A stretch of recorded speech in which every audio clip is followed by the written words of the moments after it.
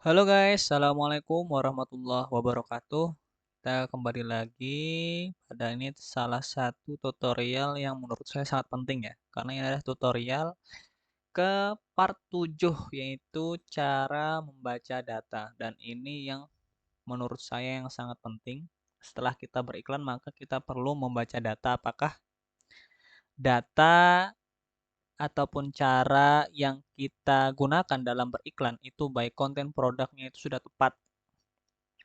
Oke lanjut, sebelum kalian ini membaca data ya, kalian sebenarnya itu bisa custom column tuh di sini. Custom column. Nah, ini sesuaikan dengan funneling kalian ya.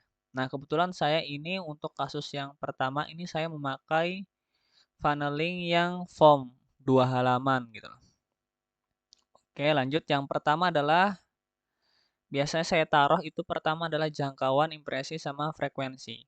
Nah, jangkauan itu adalah, ini kan sebenarnya kalian bisa lihat keterangannya di sini loh. Nah, cuma kalau belum jelas, ini jangkauan itu jumlah akun pusat yang melihat iklan Anda setidaknya sekali. Jadi bahasa simpelnya adalah jumlah satu orang yang melihat iklan Anda gitu. Semisal saya terkena iklan fashion di pagi hari. Itu biasanya terkena satu ditulisnya nanti. Kalau enggak ini jangkauan itu bisa juga nanti semisal kan kalian buka sosial media di siang hari ya. Nah, nanti iklan-iklannya tuh didistribusikan kepada kalian gitu loh. Kalian melihat ataupun tidak, nanti saat-saat scroll itu biasanya nanti kalian terkena iklan jika memang kalian itu memiliki minat terhadap fashion gitu loh. Ataupun kalian sedang mencari sesuatu barang yang menurut kalian itu oke. Nah, itu di jangkauan ya. Nah, cuma satu hal yang perlu saya garis bawahi, jangkauan dan size audien ini kalian harus lihat. Nah, kebetulan saya ini kan memakai broad. Nah, size audien saya itu adalah sekitar 15 juta. Nah, dalam 15 juta ini kan hanya perkiraan. Bisa jadi sebenarnya yang aktif pada Meta itu hanya 10 juta ya. Kita anggap 5 jutanya itu sudah tidak aktif ataupun pindah platform ya. Berarti saya masih punya audiens 10 juta dikurangi 71.000. Nah, makanya kalau semisal memang orang-orang yang sudah beriklan besar ya, ataupun udah masuk fase scaling yang puluhan sampai ratusan juta, itu memang harus diperhatikan jangkauan. Karena takutnya size audien kalian itu sudah habis sebenarnya. Misalkan ini 15 juta, jangkauannya ternyata sudah lebih dari 15 juta. Nah, bisa jadi itu audiens kalian udah habis gitu loh. Jadi satu-satunya cara biasanya kalau nggak ganti konten, itu ganti interest ataupun ganti demografi yang ada di set iklan. Oke, lanjut untuk impresi ini adalah frekuensi iklan yang ada di layar. Jadi semisal ada satu orang ya, misalkan saya itu buka Instagram di pagi hari, lalu terkena iklan fashion. Lalu saya saat siang hari lagi membuka sosial media, baik itu Facebook ataupun Instagram, dan itu saya terkena lagi maka itu dihitung dua. Nah itu namanya impresi ya. Nah di sini dilihatnya frekuensi. Nah frekuensi ini adalah rata-rata setiap kita terkena iklan. Di sini berarti bisa disimpulkan rata-rata orang itu satu orang itu bisa terkena 2 kali iklan gitu loh. Dan memang ya iklan yang bagus itu kan iklan yang berkelanjutan gitu loh. Jadi kalian seperti dikepung gitu loh. Kena iklan A, misalkan anggaplah saya sebut merek ya. Brand-brand besar seperti dulu ada namanya Freshmark, kemudian Hoto punyanya Koguntur. Itu kan kalian terkena iklannya terus gitu loh. Nah, tetap semakin kalian terkena banyak iklan itu kadang kalian bisa jadi semakin jenuh. Jadi sebenarnya masalah jangkauan, impresi, dan frekuensi ini masalah jenuh apa enggaknya tuh kalian yang bisa memutuskan gitu loh. Selama CPR-nya bagus itu kalau saya sih lanjut aja mau frekuensinya 3 4. Cuma memang kecuali retargeting ya, itu kalau saya biasanya frekuensinya setidaknya itu batas ambangnya tuh 2 sampai pun 3. Oke, ini hasil, ini kemudian saya hasilnya ada 637, ini saya pakai full form. kok bisa murah? Saya nyobain nanya kayak gitu. Kok bisa murah? Ini kebetulan saya ngambil untungnya nggak terlalu besar lah. Nggak sampai 50.000. Jadi karena itu harganya match gitu loh. Yang seperti saya jelaskan di tutorial mengenai fundamental itu kan ekspektasi harga, produk dan offering itu sesuai dengan daya beli. Makanya match gitu. Marketnya fit. Nah, ini kemudian jumlah yang dibelanjakan sekitar 2 juta. Ini pajak 11%. Ini custom column ya. Nanti saya lihatkan. Ini rumusnya ya. Ini kalian bisa nanti pause. Jumlah yang dibelanjakan ditambah dalam kurung jumlah yang dibelanjakan dibagi 11. Nah, custom column ini kalian bisa di metrik ya. Sesuaikan column. Nah, nanti buat metrik khusus. Kan tadi ya, jumlah yang dibelanjakan. Nah, nanti tinggal masukin aja rumusnya.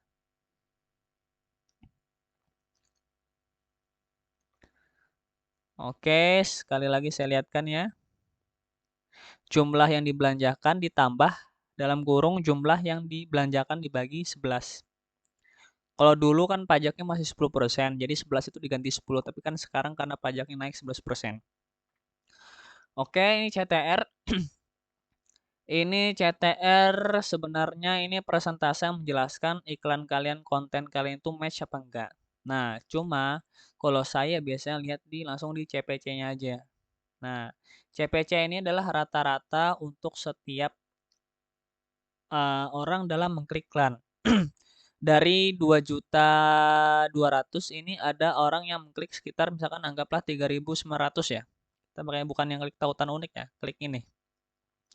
Ternyata setelah dirata-rata itu ada sekitar 500. Nah, biasanya CPC-nya semakin murah malah itu semakin bagus. Nah, terus tayangan halaman landas ini adalah jumlah orang, ini kan ada yang klik ada 3.099 ya. 3.999. Nah, ternyata yang masuk website saya ada 3.250 gitu loh. Jadi sebenarnya saya loss orang itu sekitar potensial mungkin sekitar 600 ya. Nah, lalu di sini biaya pertayangan halaman landas. Jadi saya perlu Rp700 untuk satu orang datang ke toko saya gitu loh. Untuk datang ke website saya. Oke. OCLP ini sebenarnya presentasi antara klik tautan ke tayangan halaman landas. Nah, jadi maksudnya gimana OCLP ini? Kan ada, anggaplah ini 3.999 ya. Ketika iklan kita didistribusikan pada Meta, itu ternyata yang masuk cuma 3.250. Nah, lalu sisanya itu kemana kan bounce ya. Terus hilang, bisa jadi karena jaringan, bisa jadi karena memang dianya yang ketika klik kemudian, oh nanti aja deh.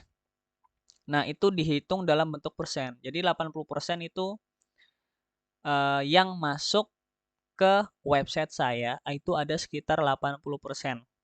Nah, biasanya OCLP ini amannya memang kalau saya biasanya buat patokan itu di atas 80%.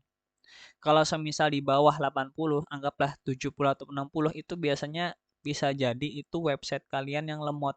Bisa jadi karena gambar kalian yang terlalu berat, isi landing page-nya terlalu banyak, misalkan testimoni itu ukuran gambarnya besar-besar.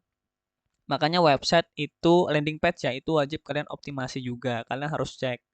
Nah, rumusnya OCLP itu saya bukakan. Nah, itu tayangan halaman landas dibagi klik tautan. Nah, ini kalian ubah persentase ya, jangan numerik. Tadi kan numerik ya, ini persentase. Oke, lanjut. Nah, CPM ya. Ini CPM sebenarnya cost per mile. Post untuk 1.000 impresi. Yang ini ya, impresi ya. Jadi bahasanya untuk 1.000 impresi kita memerlukan mengeluarkan biaya sekitar 14.000. Nah, CPM ini kan ada juga yang nanya ya. CPM itu kan itu sebenarnya CPM itu kontrolnya Facebook. Nah, biasanya saya terkadang dapat CPM yang murah, CPM yang sedang, sama CPM murah. Mohon maaf, CPM yang mahal, murah, dan sedang. Biasanya yang mahal itu bisa jadi karena pertama ya, audiens kalian tuh biasanya terlalu spesifik. Di interest-nya kalian, masukin secara rinci mau yang audiens yang A, B, C, D, E, F, G gitu. Nah, kalau yang sedang itu biasanya memang konten kalian nggak begitu bagus tapi nggak begitu jelek. Kemudian yang murah itu masuk murah ya karena ini pakai konversi ya. Biasanya yang murah itu produk kalian winning, dibutuhkan, konten kalian match, konten kalian oke, sehingga orang yang klik itu banyak. Jadi sebenarnya CPM itu juga bisa kita kontrol. Pertama dari segi konten, buat konten semenarik mungkin. Kedua dari segi produk, produk kalian itu bukan produk yang jelek gitu loh. Karena sebagus apapun kalian dalam beriklan, kalau produknya jelek tuh nggak bakal bisa gitu. Jadi memang produk itu memegang peranan penting. Jadi kalian nggak bisa ngiklanin asal-asal. Seperti kalian biasanya terkena iklan ambil di Shopee, dropship, kemudian lihat iklan yang rame apa, itu terkadang agak susah sih kalau saya ya. Kemudian ATC ini tambahan keranjang ini tombol yang bisa kalian custom karena saya pakai dua halaman. Ini tombol menuju form. Jadi yang klik dari 3.250 orang yang datang ke toko saya, itu ternyata ada 1.900 yang tertarik membeli.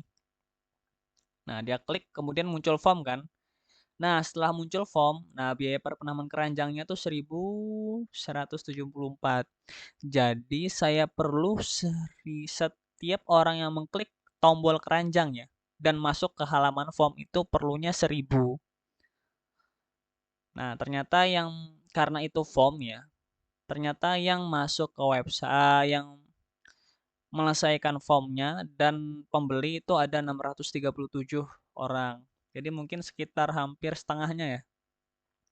Karena memang form itu kenapa ini saya pakai form? Pertama karena closing rate-nya lebih tinggi lah. Jarang orang yang form itu cancel walaupun ada. Dan yang kedua itu lebih enak dari segi CS. Ini sebenarnya saya pakai form tapi di bawahnya itu terkadang saya kasih tombol WA. Nah, jadi yang ngontak itu ada sekitar 156 ya. Dan kenapa nggak pakai WA itu biasanya sering terjadi bounce ya. Jadi orang klik lalu masuk ke WA ya, biasa masuk WA web ya atau kan apa gitu loh.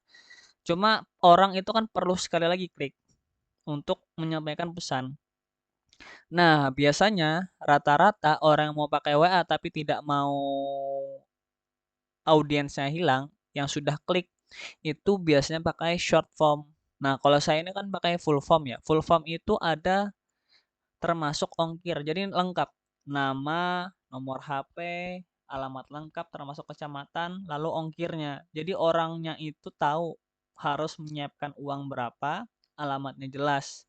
Sedangkan kalau short form yang biasa orang pakai itu ke WA juga itu biasanya cuma nama. Nama sama nomor telepon gitu loh. Sehingga ketika orang klik dan dia nggak jadi setidaknya itu database yang kita dapat. Jadi nggak pakai langsung tombol button yang di WA itu. Nah, cuma ini saya memang pakai tombol button yang ada di Elementor itu yang klik itu langsung ke WA. Nah, ini dari 2 juta ini ROAS ya. Ini sebenarnya karena pakai form ROASnya di angka 12 juta dan untung lah. Nah, di sini juga biasanya saya kasih di bagian komentar. Komentarnya ada 82, membagikan postingannya 33. Nah, dalam membaca data ini sebenarnya sesuaikan dengan funneling kalian ya. Ini funneling saat saya menggunakan form ya. Form yang full check out. Jadi saya hanya memperhatikan CPR-nya biasanya. Cuma kalau kalian WA itu terkadang harus diperhatikan CPR realnya.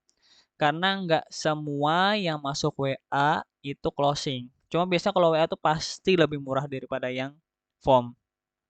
Gitu loh. Ini semisal saya pakai WA ya jualan jualan ini mungkin ini bisa 1.000 ataupun ratusan rupiah gitu loh. Cuma memang pasti pertama tidak efisien karena memang terlalu banyak nomor yang masuk kemudian tanya-tanya. Karena itu saya pakai yang form. Karena ini seingat saya dulu jualan produk ini WA saja sebanyak ini kewalahan. Oke, cukup sekian tutorial pada kali ini. Eh, oke, sebelumnya terima kasih banyak. Kurang lebihnya mohon maaf. Assalamualaikum warahmatullahi wabarakatuh.